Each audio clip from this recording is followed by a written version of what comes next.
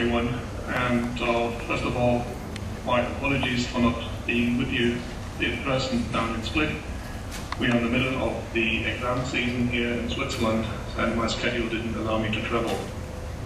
Another reason why I wanted to be there is the temperature difference between you and me.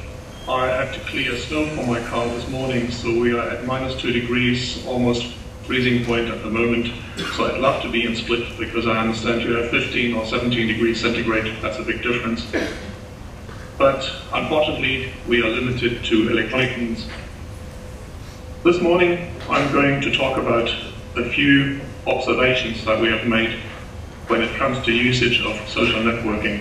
And I've split that up in opportunities and challenges, because as always, when we use technology, there's good and bad things.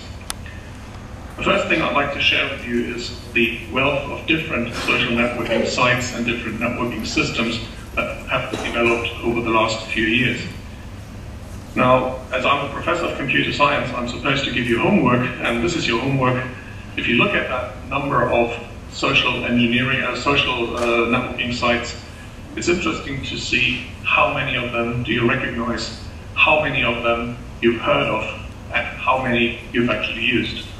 Now, if you look at those 60+ different social communities that I've just put together on that slide, it's a very simple test for you folks.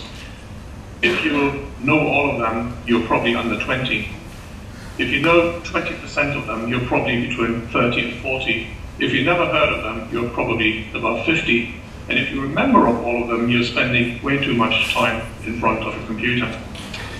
The interesting thing about these is that they all developed over the last couple of years, and they all cater for the needs of specific social communities, which all use the same network technology to do very, very different things.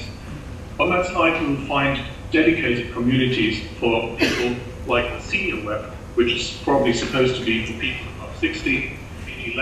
Procter & Gamble CEO at the time, and he says, the truth is that the most adaptive and agile and responsive companies are the ones that are most in touch. Being in touch means being part of that community, being an active part of that community, not just silently listening, but also contributing to that community to make you a valuable